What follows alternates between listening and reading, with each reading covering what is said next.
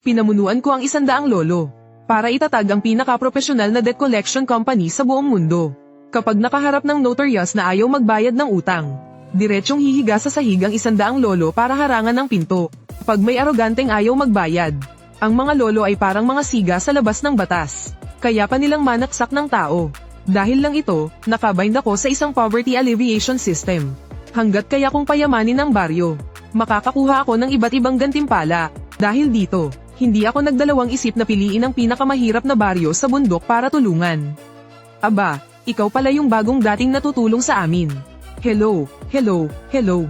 Hahaha, ako nga pala si Shibiao, ang kapitan ng baryo Shihia. Hahaha, bakit mag-isa ka lang pumunta rito sa baryo namin? Nasaan na ang bigas, mantika, at asin?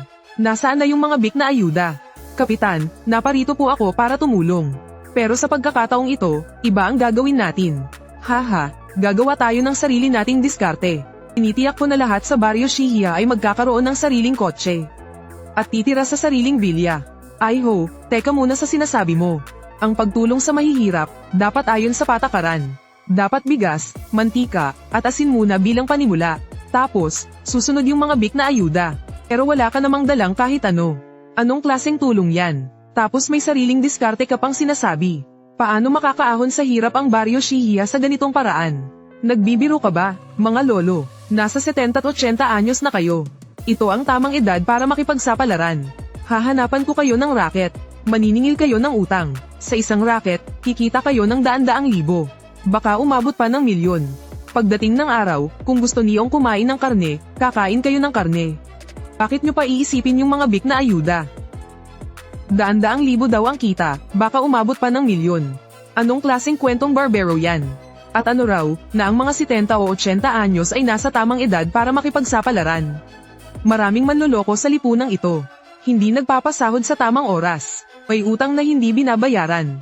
Sa pagtulong maningil ng utang, makukuha nyo ang 50% ng utang. Ay ho, hindi ba't kalokohan yang pinagsasasabi mo? Yung mga utang na kahit mga kabataan ay hindi na Mason Hill. Paano pa kaming mga matatandang 70 o 80 anyos na, Mason Hill pa ba namin yon? Lolo, wag po kayong mag-alala. Kung hindi magbabayad ang mga may utang na yan, diretso nyo na lang silang saksakin. Labag yan sa batas. Teka, ay ho. Masyadong delikado yang paraan mo. Hindi ba't labag sa batas yan? Siguradong kasong kriminal yan. Sinadyang pananakit yan. HMP, alam ko. Kaya nga sinabi ko, na kayong mga 70 o 80 anyos ay nasa tamang edad para sumabak sa gulo. Sa bansang yan, hindi ipinapakulong ang mga matatandang 80 anyos pataas. Kahit na makapatay pa kayo ng tao, at masentensyahang makulong, sa labas lang din kayo magsisilbi ng sentensya. Sa madaling salita, babalik lang kayo sa baryo ninyo, at gawin kung ano man ang gusto ninyong gawin. Hindi na kayo tatanggapin ng presinto. Pagkasabi nito, ang mga dating nagdududa, at nag-aakalang hindi mapagkakatiwalaan ang dumating na taga-gobyerno, na mga matatanda, ay biglang kinilabutan. Sabi ng isang matanda, P***, mukhang tama nga siya. Pwede ngang gumana tong paraan na to. Sige, ay ho, tatanggapin namin ang trabahong to. Sige, tama ka, nasa 70 at 80 na tayo. Nasa tamang edad na para sumabak sa gulo. Yay asenso na ang buong baryo ng Shihia. Boss Lin, 1 taon na kaming nagtatrabaho sa'yo. Ang usapan ay 8,000 kada buwan. Pero palagi mong pinapatagal ang bayad. 1 taon na ang nakalipas. Kailan nyo ibibigay ang sweldo namin? Oo nga, 8,000 sa 1 buwan. Daan-daang sako ng semento ang binubuhat namin araw-araw. Yung ibang kasamahan namin, sa sobrang pagod, umiihi na ng dugo. Pinagpag-year naming pera to, may mga asawa at anak pa kaming binubuhay. Samantala, sa ikalawang palapag ng bilya, isang matabang lalaki na nasa katanghaliang gulang. Sa mga sandaling ito ay hawak-hawak ang kanyang kopeta ng red wine. Habang pinapanood ang lahat ng nangyayari sa bakuran sa ibaba, kasunod nito'y isang mapanuyang ngiti ang gumuhit sa kanyang mukha. Bago pa man niya kunin ang mga trabahador na ito, malaki ang ibinayad niya sa isang abogado, para lagyan ng patibong ang kontrata. Kaya kahit pa hindi niya ibigay ang sweldo, kahit pa tumawag ng pulis ang mga to, at dumating man ang mga pulis, wala rin silang magagawa sa kanya. Hahaha, sige, magingay pa kayo. Ipapakasuhan ko kayo sa abogado ko. Anong sa tingin nyo ang ginagawa nyo? Ilegal yung paniningil nyo. Lumayas kayo sa harap ko. Pagkasabi nito, ang mga trabahador na kanina'y galit na galit. ay biglang nabalot ng kawalan ng pag-asa ang mga mukha. Sino pa bang sisisihin kundi ang kawalan nila ng pinag-aralan? Hindi nila napansin ang problema noong pumirma sila sa kontrata. Pero, nang akmang si Suko na sana ang leader ng mga trabahador na si Zhang Jian. Hello, sino to, pre? Tumatanggap ang professional team namin ng paniningil ng utang. Yung mga ayaw magbayad, kapag hindi naglabas ng pera sa loob ng 3 minuto, kami na ang talo. Pero may komisyon kaming sinisingil. Talo na kayo kapag hindi nagbayad sa loob ng 3 minuto. Gaano ba kayo kagaling, para magsalita ng ganyan kay Abangan? Pero, sige gusto kong subukan. Sige, kapag nasingil nyo talaga, sa inyo na ang 50% ng komisyon. Tutal, wala na rin namang pag-asang makuha yan. Wala na talaga kaming maisip na paraan. Balak na nga naming kalimutan na lang ang perang yun. Suming, nakahanap ka na talaga ng kliyente. 50% ang komisyon, daang manggagawa sa video na to. Pag pinagsama-sama, aabot ng 10 milyon. Isang pesado lang, kikita na agad ng 5 milyong tubo. 5 milyon. Ang isang taong ani sa Shihia Village natin, mahigit 100,000 lang.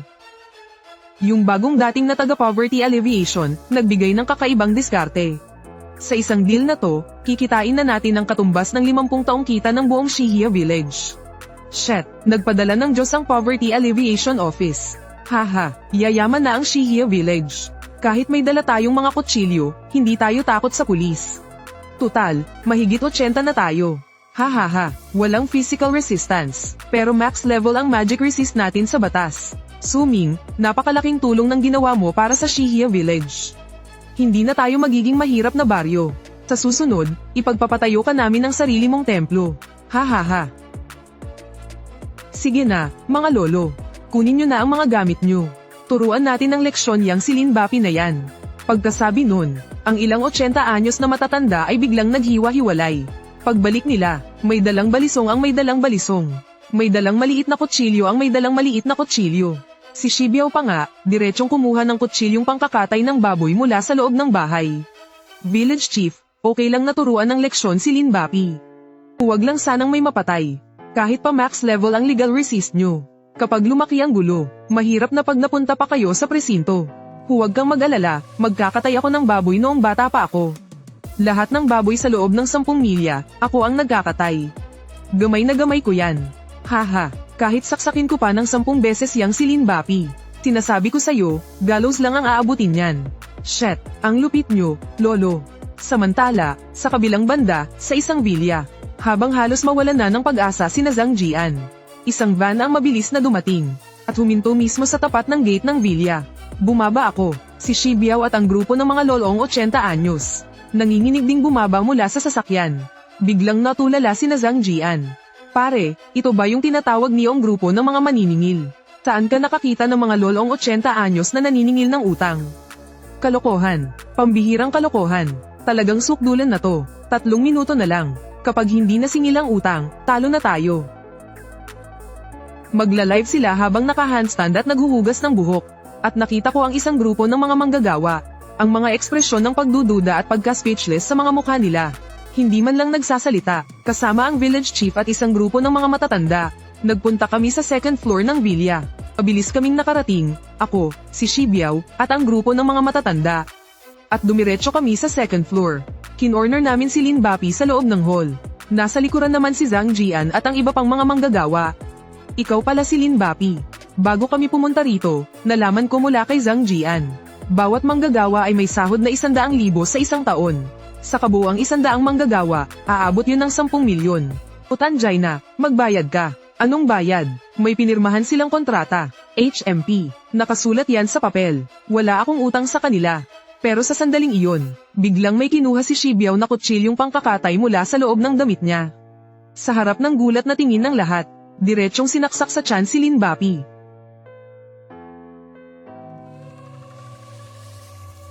Utanjay na. May pinatay, may pinatay. May pinatay. Nataranta sina Zhang Jian at ang iba pa. Pero kumalma rin sila kaagad. Tumingin sila sa dagwang si Lin Bapi. Buti nga sa kanya. Buti nga talaga sa Lin Bapi na yan. Yan ang nararapat sa kanya. Mga tol, bantayan nyo ang pinto. Kapag may dumating na ambulansya, harangin nyo.